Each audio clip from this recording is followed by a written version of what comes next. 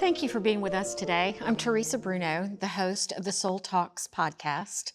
In this podcast, we tell survival stories to give all of us hope and courage to go forward. I'm here today with Dr. Katie Eastman, and I was just laughing, saying I've never read anybody's intro or bio before, but hers is so vast that I have to actually read it. I couldn't even remember it all. She's a licensed psychotherapist, a master grief coach, and organizational consultant with over 35 years of experience. I loved this. In her own words, she says, "My mission is to help individuals and organizations transform loss and change into opportunities for growth and purpose." And goodness knows we all need that. She has a wonderful best-selling book released in 2024 that we're going to talk a little bit about today. The name of it is Uplifting, Inspiring Stories of Loss, Courage, and Growth. You will definitely want to go out and get that book. I purchased mine a few weeks ago and have cried buckets reading it, but we'll talk about that. She and Elizabeth Hamilton Guarino, who was on our podcast a little while back, co-host the Real Life podcast, and they have just signed a new book deal with HCI Publishing to write the Peace Guidebook. It's a book, obviously, about peace. And one more thing is, if she doesn't do enough things, she works with a group of women in the Ukraine, providing mental health care for people who are affected and traumatized by war. I just can't wait to talk to you today, Dr. Eastman. Oh, thank you. I'm looking forward to it. Well, thank you. I think my first question to you is, when do you sleep? I knew you were going to ask me that. Well, I mean, it's just daunting. Thankfully, I'm a person who doesn't require a lot of sleep, so that helps. Oh, I do a lot. I am not that. I do a lot of writing at 4 a.m. Absolutely. You must. I mean, your professional life is just enormous. Mm-hmm. Well, I wanted to dial back just a little bit. Part of it's my own curiosity. I couldn't find any of this anywhere online about you, but tell me a little bit about your childhood and growing up. Just give me a snapshot in. I think the best way to describe my childhood and who I was when I was a kid is that I was always the kid who was sensitive to other people's needs. From the time I was yay high to a grasshopper, my grandmother used to say. And it showed up when I was about 6 and we were in New York City. And my father was taking a photograph of a gentleman who was lying down on a bench. And I stopped him and I said, "Daddy, no, that's his home." Well, how did I know that at 6? Wow. But I did. Wow. And I always had that real compassion sensibility from the time I was very young. And I realized as I grew older and looked back, my parents were all about service. My father and I used to go deliver donuts at the Salvation Army every Tuesday night, and we would sing in the car the whole way. And he was an attorney, but he called himself a counselor. So I grew up with this real sense of service and commitment to making the lives of other people better. You know, that makes so much sense to me because one of the questions that I kept thinking about as I was reading your book and looking at all the amazing things you've done with your life is, what in the world, influenced this little girl to, at such a young age, say, I want to help people in grief? I mean, you knew it, as I understand it, probably before graduate school. Oh, yes. That your mission in life was to help others navigate their grief. So that's a nice snapshot in, and I want to linger there for a minute. One of the things I've said often on this podcast, and I truly believe it as a purpose in life, is when we can turn everything that we do, whatever our gifts are, whatever our joys are, but like your dad and your mom did, to turn everything so that your life is in service. Yes. I really feel like there is, it's just a life calling, I think, for all of us. Yes. The first chapter of my book, where we tell Austin's quote, who was 8 years old, and he says to his mother 3 days before he dies, "Mom, the purpose of life is to make a difference." And she says to him, "Well, how did you know that?" And I don't know that, and I'm an adult. And he said, you did, but you grew up. So I really Yeah. believe that it is the essence of being human, is to make a difference and lift someone up every day. And my parents did Absolutely. that. My parents taught Yeah. that. I mean, we were singing in nursing homes, and my brothers were hockey players and they were Mm. visiting nursing homes. And we grew up with a real sense of somebody else has it worse than you, and you have a responsibility to lift them up. And I really believe that came from both my parents. Yes. I mean, it's a stunning story, and it also sounds like such a sweet, connected family, almost idyllic childhood. Oh, I wouldn't say that. Okay. There were issues. There were absolutely Okay. issues. There were issues with not being understood. I was the quote sensitive child. I grew up with stoic mom who Mm. didn't understand my emotions, who used to say that I was too emotional, too sensitive, and that was really painful. Yeah, I Yep. think a lot of women, Yep. especially, can relate to that. And I was the kid who felt it. I was an empath, and Yeah. most kids were having fun and playing and doing. And me, I'm going to church. My idea of a great time is a church retreat. I wasn't interested in partying and getting you know loaded on Saturday night. I just didn't. I loved helping people. It's just who I am. Well, clearly, and you've spent your whole life doing that. Let's backtrack. It was another of my questions early about what shaped you, and tell me about the God of your understanding Mhm. and how that has also influenced your life in service. Oh, what a wonderful question.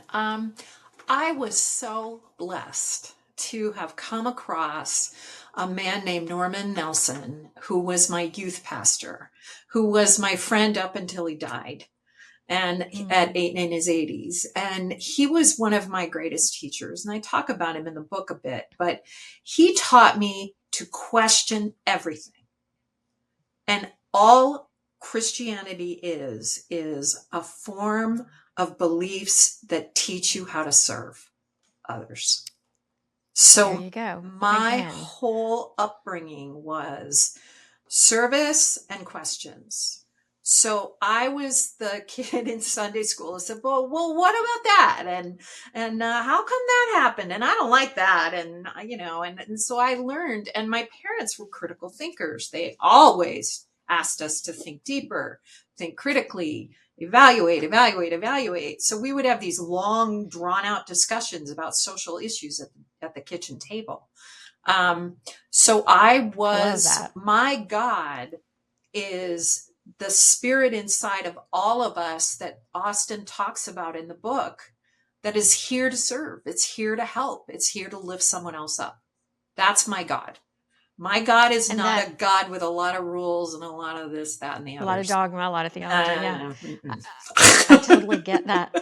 It's curious though to me because I don't think this happens very often, or I don't hear this in others' journeys.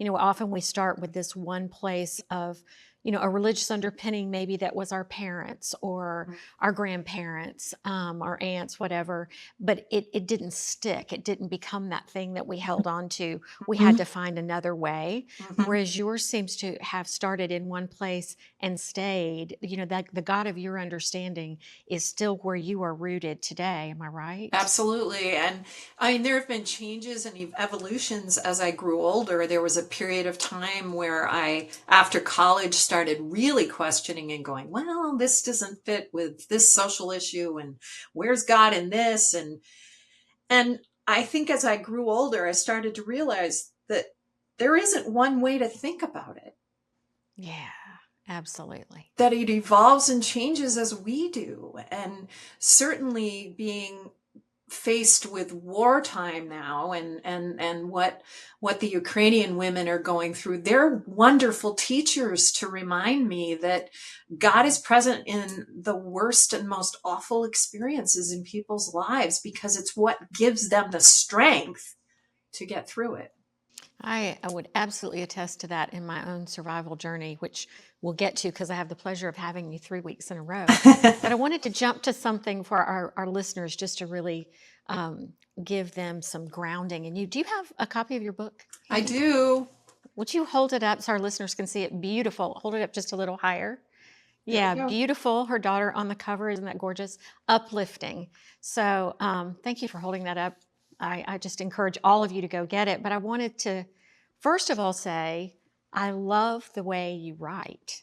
You Oh, are a true storyteller. It is so approachable. I mean, you had me from the first paragraph. wow. Thank you. You really did. And I love to read, and I love poetry, and I love literature, and I just did not expect that writing style from a psychotherapist, honestly. My bad. Um, Uh, but your first chapter starts when you are 24 years old and you are going into your very first patient. I believe his name was Jason. yes.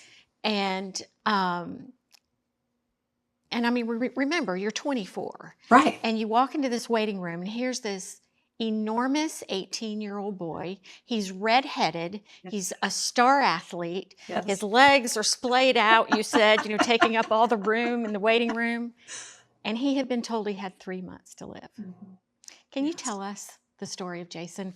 And I was so moved. Tell us what he taught you. I was a snot-nosed 24-year-old, knows everything right out of the textbook social worker. And here I meet this equally not arrogant, but confident 17, 18-year-old who matched me head to head with his wisdom and surpassed me by the time he died. Wow. And his wisdom was so powerful in my life at that time because when you get out of graduate school or you're in graduate school, you do think you know everything in your early 20s. Sure. You follow the textbook.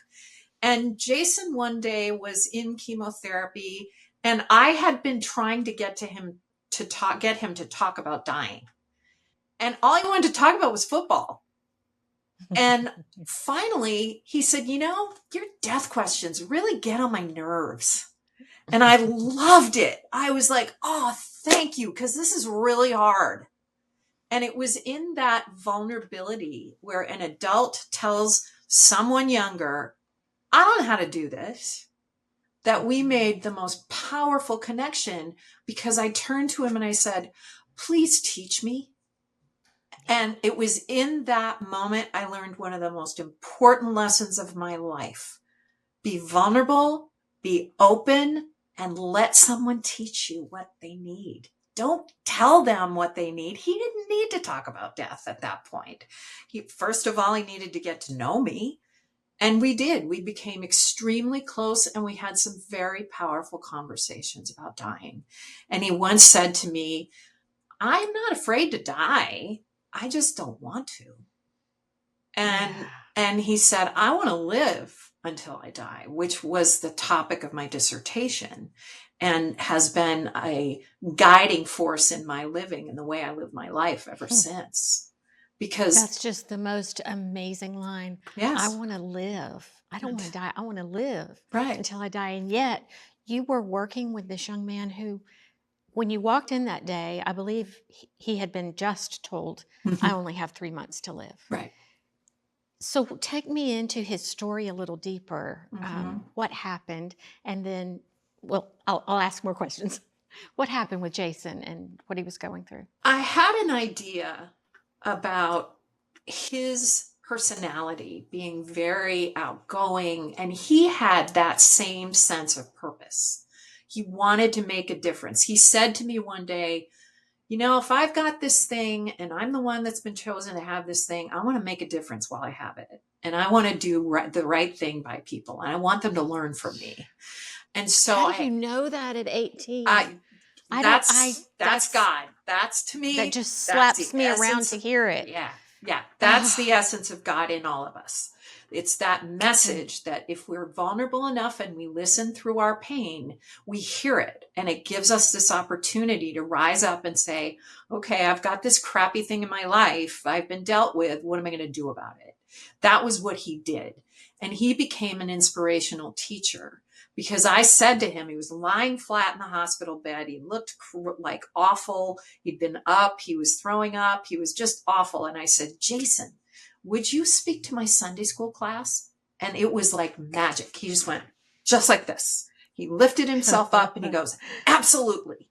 And from then on, I became his agent. He called me his agent.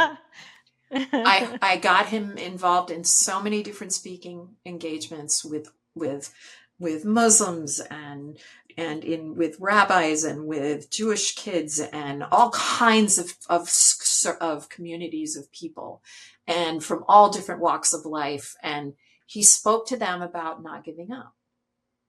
And we wrote a script together. And he taught me so much about what it was like to be dying, to have this pain and this loss. And he was very honest about it once we got to know each other. And so he would go into these speeches and just people would be spellbound. And his last speech was to over 1,000 people. And he got a standing ovation. And before he walked in, he threw up in the parking lot. He could barely walk. He got to the podium and it was as if some spirit inside of him just came alive. But that was his last speech because he couldn't do it after that. That was it. Oh my gosh. And so from the time you went in that waiting room and you went on this journey with him and you became his agent, so to speak, how long did he live? He lived about 2 years after that. Yeah. So the 3 months was not accurate. No. And I have to think you gave him such a will to live. Yeah. Because you let him tell his, live out his purpose, not just tell it, but truly walk in it and live in it. Yes. And that purpose of life to make a difference came back around because Oprah had called Jason when he was dying and said the very same thing. And then 30 years later, the Jason program was supporting a little boy who said the purpose of life is to make a difference. And on Jason's deathbed, when he was dying, my last words to him were, I'm going to dedicate my life's work to you and I'm going to make a difference. We're going to close right there, but we'll have to close because I can't even pull myself together after this story. It was so beautiful, so beautifully written, so beautifully lived by you and by him. No words. Thank you so much. I can't wait to keep talking next week. Thank you, Dr. Eastman. Thank you so much for being with us today. What a gorgeous story. I'm sorry, I can hardly finish this that Dr. Eastman has told us about Jason. We'll pick up with her again next week and talk about what it really means to be a master grief coach. Thank you so much for listening. In the meantime, take care and take hope.